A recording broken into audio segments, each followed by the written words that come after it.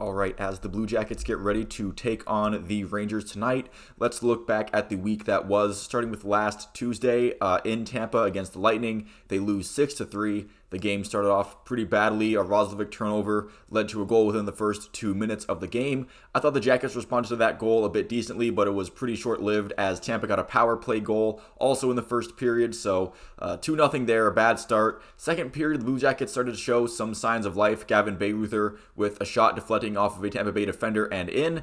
But then pretty much almost right after that, another turnover led to a Tampa Bay goal. This one was Sillinger in the neutral zone. And that kind of started the trend of Tampa Bay quickly answering Blue Jacket goals. That made the game a one-goal game and competitive. Tampa pretty much just said, yeah, we're going to respond right back and make sure that the game stays at a nice and comfortable distance within the Blue Jackets actually threatening to get this game into overtime or even winning it or something like that. Tim Burney scoring his first NHL goal early in the third period to make it a one-goal game, so hats off to him and his service in the NHL, even though it's probably mostly due to injury, but he's looked surprisingly fine in there, and good for him to finally get his first NHL goal. I say finally like he's been in the league for years or so, but he's been in the lineup long enough that you feel like if he gets a first NHL goal, good for him. But again, Tampa getting a power play and Kucherov answering back less than 2 minutes later.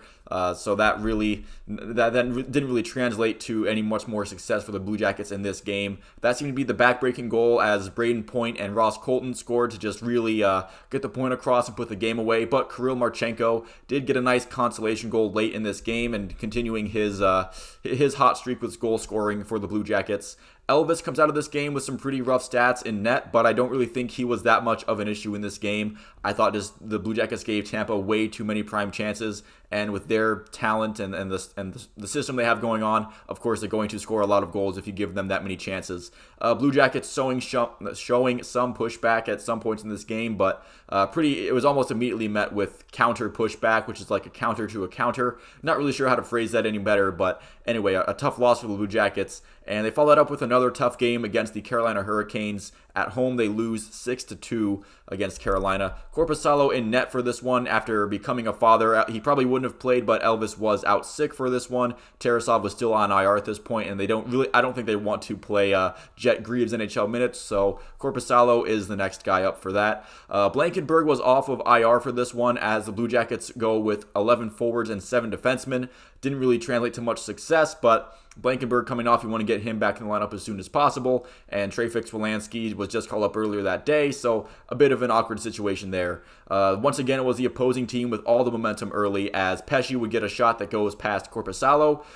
Blue Jackets respond pretty well, but they get a power play, but it was negated immediately by a line A interference penalty against Stahl that looked more like Jordan Stahl just kind of skated into line A, but the ref called it interference, and that 4-on-4 resulted in a Brent Burns goal pretty early into that. Brent Burns wraparound goal. Corpy way out of his net in this one, kind of bit on the early shot attempt, and Brent Burns was able to go around the net and pretty much just tuck in the puck to a wide open yawning cage there. The Blue Jackets did keep chugging in the fourth line, turned in a nice goal. Olivier found Corrali in a dangerous place, and he buried it past Freddie Anderson.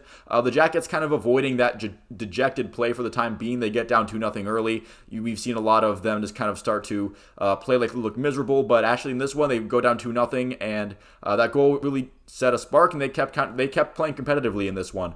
The Jackets were hanging in there with Carolina in the second. Korpisalo was solid when he was asked to be.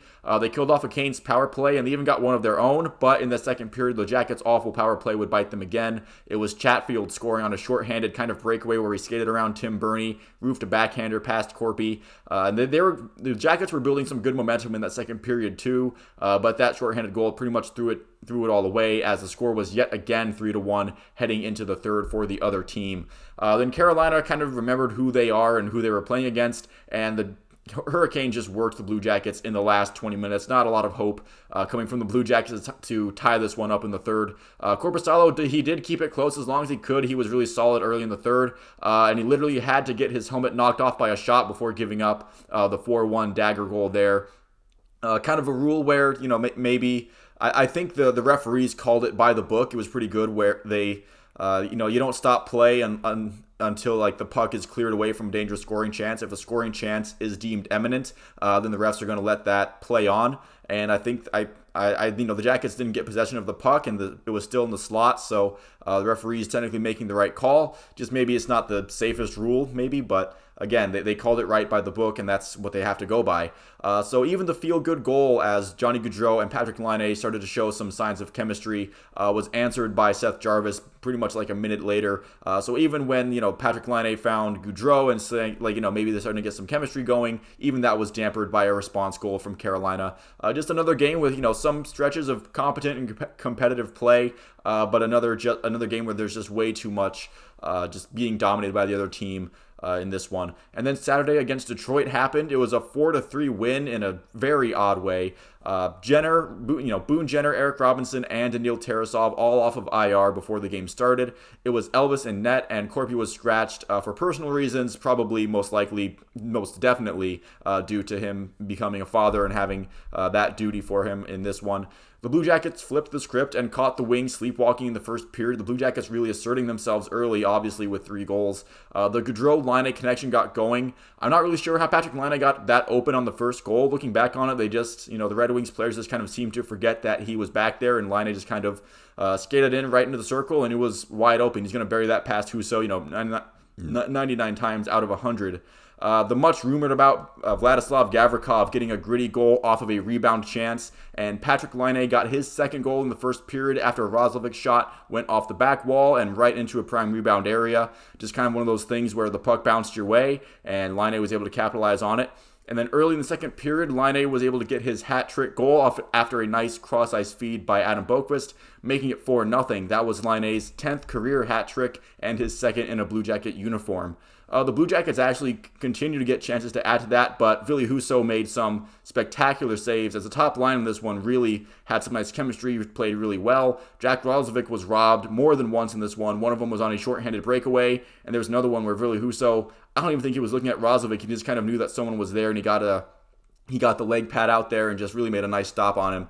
And then the third period happened. So they're up 4-0 after 2. You feel like they should be able to put this one away. Everything's fine. Not really. The first Red Wings goal in the third period was kind of a comedy of errors featuring Elvis and Matthew Olivier.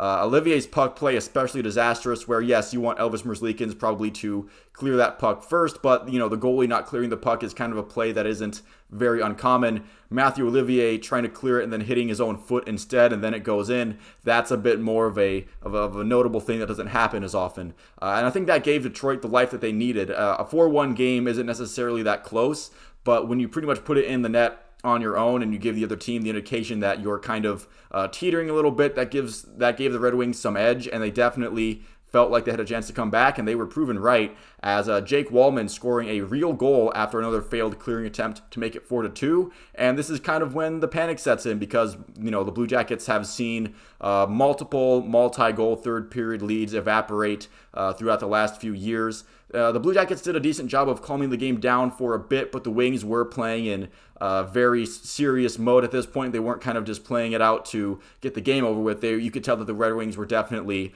playing with some intent and playing with some competitive passion in their game. And then Lucas Raymond scoring a dirty backhander with more than 4 minutes left. Nothing, I don't really fault the Blue Jackets defense that much on that one. That's just Lucas Raymond being the great young player that he is and scoring a nice goal. But with a little more than 4 minutes left, it's plenty of time to blow the 1-goal lead or even lose in regulation for the Blue Jackets. However, neither of those things happened. The Blue Jackets surviving the final minutes and the empty net to get their just second road win of the season. So after this week, the Blue Jackets are still firmly last in the Metro and in the East. They're 11 points behind Montreal and 15 points behind Philadelphia.